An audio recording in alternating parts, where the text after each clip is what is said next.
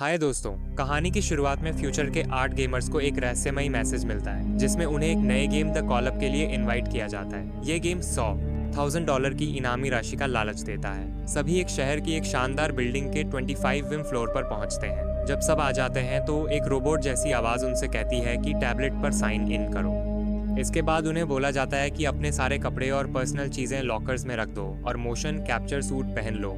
जब सब लोग चेंज कर रहे होते हैं तो एडम का मजाक उड़ाया जाता है क्योंकि उसका साइज उस टाइट सूट में ठीक से फिट नहीं हो रहा होता। कार्ल अपनी एक जली हुई भयंकर सी जलन का निशान दिखाता है और आंद्रे बताता है कि वह पहले एक सैनिक था। जब सब तैयार हो जाते हैं तो वे एक स्कैनर रूम में जाते हैं। आवाज कहती है, स्कैनर पर खड़े हो जाओ और अपना यूजर नेम बोलो। फिर सबको उनका नया इक्विपमेंट मिलता है, एक एडवांस्ड गियर सूट और एक VR हेलमेट जो रीढ़ की हड्डी से जुड़ता है फुल इमर्शन के लिए। एडम सोचता है कि ऐसा गियर तो सिर्फ अमीर लोगों के पास होता है। सब लोग गियर पहन लेते हैं, सिर्फ जाहिद थोड़ा झिझकता है। जाहिद एक बोस्नियन मुस्लिम है और उसके सूट पर उसका यूजर नेम टेररिस्ट लिखा होता है जो उसने मजाक में रखा था। ये सोचे बिना कि सबको दिखेगा, इसलिए वह गेम खेलने से मना कर देता है और बाहर निकलने की कोशिश करता है, लेकिन दरवाजा लॉक होता है और कोई जवाब नहीं मिलता। बाकी लोग उसे समझाते हैं कि ये इतना बड़ा मुद्दा नहीं है तो वह मान जाता है। फिर आवाज अनाउंस करती है, ट्रेनिंग मॉड्यूल शुरू हो रहा है और सब लोग अपने हेलमेट्स बंद कर लेते हैं। कमरा तुरंत बदल जाता है। अब वो एक पोस्ट अपोकैलिप्टिक दुनिया लगती है। उनके सूट मिलिट्री यूनिफॉर्म में बदल जाते हैं, टैटू गायब हो जाते हैं, सब कुछ बहुत रियल लगता है। लेकिन जब वे चीजों को छूते हैं तो हाथ उनके आर पार हो जाता है, यानी ये सब सिमुलेशन है। तभी एक सार्जेंट प्रकट होता है जो उन्हें नए सैनिकों की तरह ट्रीट करता है। उसे छुआ नहीं जा सकता। जब वे हेलमेट उतारते हैं तो समझ में आता है कि वो एक रियलिस्टिक NPC है। सार्जेंट उन्हें एक और रूम में ले जाता है जहां वे हथियार उठाते हैं जो असल जिंदगी में सिर्फ प्रॉप्स होते हैं। सार्जेंट कहता है, बोतलों पर फायर करो और सभी लोग रिकॉइल से प्रभावित होते हैं। थोड़ी देर की प्रैक्टिस के बाद सार्जेंट खुद ही 2 खिलाड़ियों पर फायर करता है जिससे उनकी वेस्ट गायब हो जाती है। क्योंकि ये ट्यूटोरियल है, उन्हें वेस्ट दोबारा मिल जाती है। सार्जेंट समझाता है कि अगर किसी को एक बार भी शूट किया गया तो उसकी वेस्ट चली जाएगी और वह कमजोर हो जाएगा। अगर वेस्ट के बाद भी डैमेज होता है तो एक स्पेशल सीरम इंजेक्शन इस्तेमाल कर सकते हैं, लेकिन हर किसी के पास सिर्फ एक ही होता है। सार्जेंट बताता है कि ये बिल्डिंग आतंकवादियों से भरी हुई है और पहला मिशन है उन्हें मारना और जिंदा ग्राउंड फ्लोर तक पहुंचना। जो भी सरवाइव करेगा उसे रियल लाइफ में कैश प्राइज मिलेगा। सार्जेंट गायब हो जाता है और आंद्रे लीडरशिप ले लेता है अपने सैनिक अनुभव के कारण। वह सबको स्टेल्थ में रहने की टिप्स देता है। ग्रुप अलग अलग कमरों को एक्सप्लोर करता है, तभी एक एनिमी कॉरिडोर में आकर फायर करता है। ज्यादातर लोग छिप जाते हैं लेकिन आंद्रे जल्दी रिएक्ट करता है और उसे मार देता है। आवाज अनाउंस करती है कि लेवल 25 कंप्लीट हो गया है और सभी पॉइंट्स आंद्रे को मिलते हैं। जब वे बॉडी को चेक करते हैं तो पता चलता है कि वो भी एक NPC ही था। जब वो लोग सीढ़ियां लेते हैं तो उन्हें पता चलता है कि वहाँ एक ऐसा मैकेनिज्म है जो उन्हें करंट मार सकता है अगर वो बिना लेवल पूरा किए बाहर निकलने की कोशिश करें। ग्रुप लेवल 24 में प्रवेश करता है और उन्हें और भी एडवांस्ड हथियार मिलते हैं, तो आंद्रे उन्हें सिखाता है कि उन्हें कैसे इस्तेमाल करना है।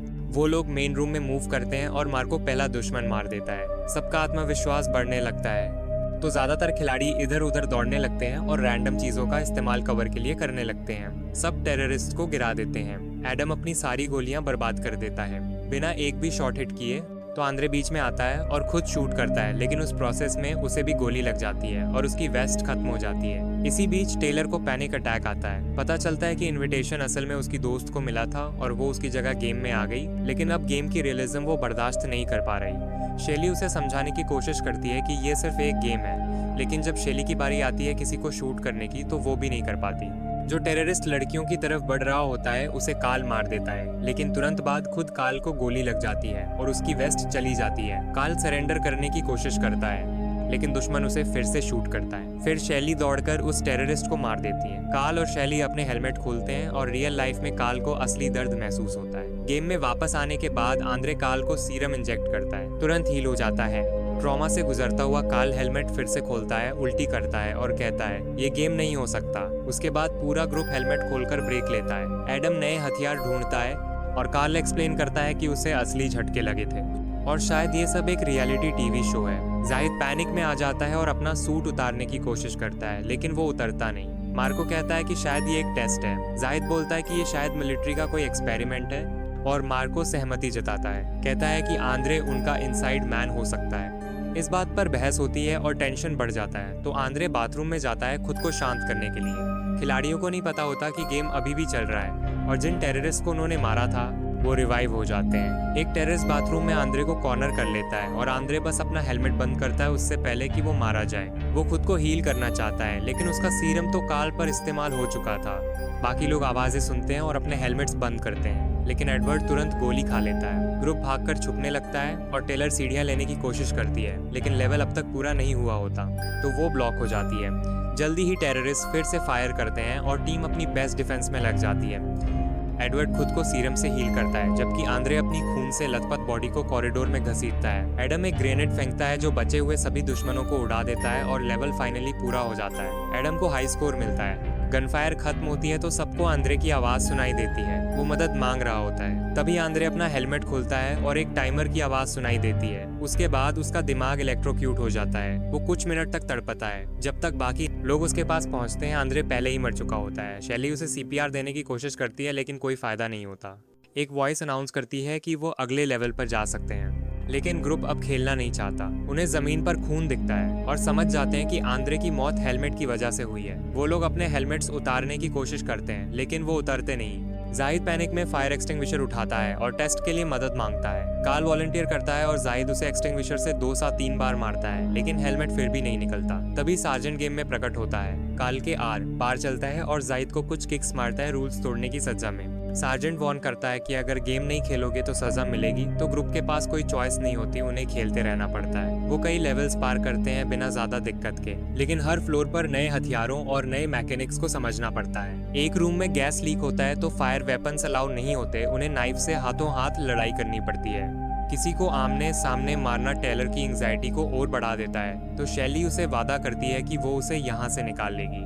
जैसे जैसे वो नीचे जाते हैं, टीम के ज्यादा लोग अपनी वेस्ट खो देते हैं। एक गंभीर गनफाइट में काल और एडम दोनों को गोली लगती है, तो शैली और मार्को उन्हें सीरम देकर बचा लेते हैं। कुछ घंटों बाद ग्रुप ब्रेक लेता है और उन्हें एहसास होता है कि असली जिंदगी में रात हो चुकी है। गेम में लगातार फंसे रहने से सभी थक चुके होते हैं, तो वे लोग अलग अलग तरीकों से खिड़कियां तोड़ने की कोशिश करते हैं। जाहिद एक गाड़ी से कांच क्रैक करने में सफल हो जाता है। तभी सार्जेंट फिर से आता है और इस बार और भी बुरी तरह से जाहिद को पीटता है।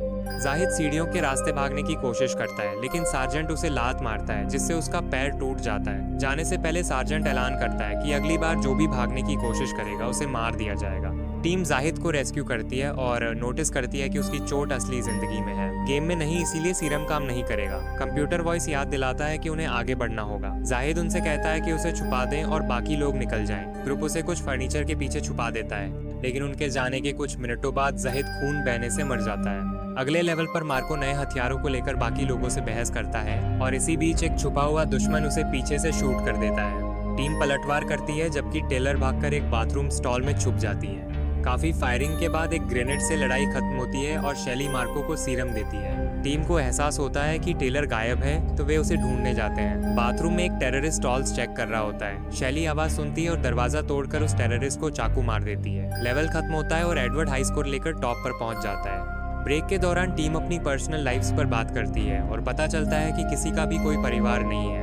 उन्हें इसीलिए चुना गया था क्योंकि कोई उनकी तलाश नहीं करेगा। इस तरह अगर वे मर भी जाएं तो कंपनी को कोई फर्क नहीं पड़ेगा। ग्रुप अगले लेवल में जाता है, जहां उन्हें सार्जेंट एक होस्टेज को पीटते हुए मिलता है। वह बताता है कि बेसमेंट में एक बम है जो पूरी बिल्डिंग को उड़ा देगा अगर उसे रोका नहीं गया। बम को निष्क्रिय करने का एक ही तरीका है, होस्टेज से कोड लेना।